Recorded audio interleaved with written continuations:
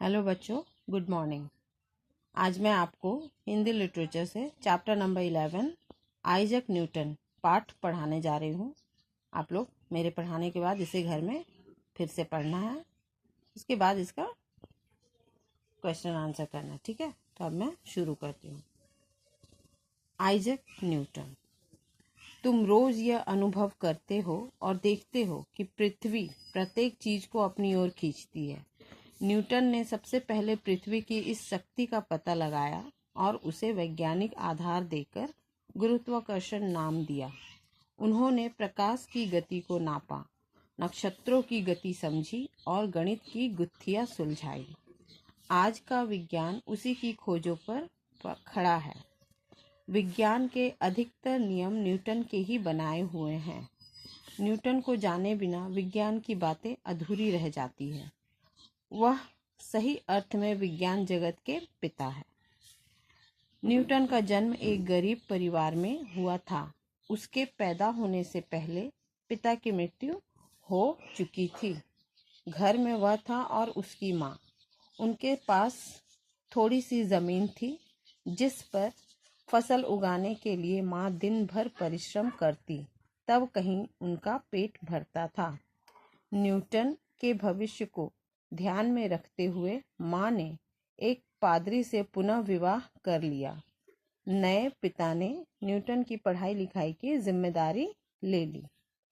Newton बाल्यावस्था से ही सीधा सादा था। वह शर्मीला था, कम बोलता था और शोर से घबराता था। खेल कूद में उसकी रुचि कम थी। हथौड़ी लेकर ठुक ठुक करना, मिट्टी के घर बनाना, उल्टी सीधी चीजें बनाना उसे भाता था। 6 साल की अवस्था मतलब आयु में, उम्र में उसने स्कूल जाना प्रारंभ किया। वह पढ़ाई लिखाई में कमजोर था। इतिहास उसे याद नहीं होता था। इतिहास मतलब हिस्ट्री। लेकिन एक घटना ने सब कुछ बदल दिया। कक्षा में पहले नंबर पर पास होने वाला बालक एक दिन न्यूटन से उलझ पड़ा। उस दिन से न्यूटन ने ठान लिया कि उसे पीछे नहीं रहना है। वह मन लगाकर पढ़ाई करने लगा और कक्षा में सदा प्रथम आने लगा। 10 साल की आयु में न्यूटन के पालक पिता का देहांत हो गया। मतलब उसके स्टेप फादर जो थे उनका देहांत हो गया, वो गुजर गए। उस पर मुसीबतों का पहाड़ टूट पड़ा। माँ फिर से खेतों में काम करने लगी। उसे भी साथ जाना पड़ता था। उसे पढ़ाई छोड़नी पड़ी, पर दिल की लगन फिर भी नहीं टूटी थी। सप्ताह में एक दिन उसे काम से शहर जाना पड़ता था। वह बहाने से अपनी माँ की सहेली के घर पहुंच जाता, अलमारी टटोलता और किताबें निकालकर उन्हें ध्यान से पढ़ता। उसके मामा उसकी लगन से प्रभावित हुए। उन्होंने उसे पढ़ाने की जिम्मेदारी ले ली, खेती का काम बंद करवा दिया। इस तरह न्यूटन घर पर ही पढ़ने लगा। 1 साल पश्चात उसे दोबारा स्कूल भेजा गया। 12 साल की आयु में न्यूटन ने एक हवाई चक्की बनाई, फिर एक घड़ी बनाई जो पानी से चलती थी। इस यंत्र मतलब मशीन में पानी एक बर्तन से दूसरे में गिरता था और इससे सुइयां घूमने लगती थी।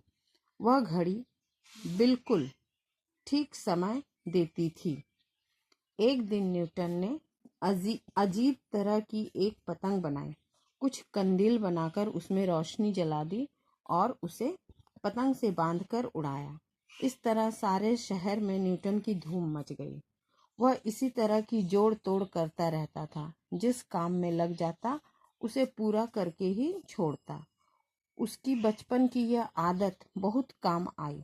उसके बल पर न्यूटन ने बड़ी बड़ी खोजें की, गणित की कई शाखाएं निकाली, विज्ञान की पेचीदा बातों को स्पष्ट किया, पेचीदा मतलब जटिल, और उनको गणित के सिद्धांतों से सिद्ध किया। न्यूटन का नाम विज्ञान जगत में सदा अमर रहेगा। तो इस पाठ से हमें क्या शिक्षा मिलती है? इस पाठ से हमें यह शिक्षा मिलती है कि बच्चे को बचपन में जो आदतें मिलती है या उसकी जो आदतें होती है वही आदतें उसे अच्छा या बुरा बनाती है। अगर अच्छे गुण हैं बच्चे के अंदर तो वो अच्छी आदतें उसे सफलता दिलाती है। धन्यवाद।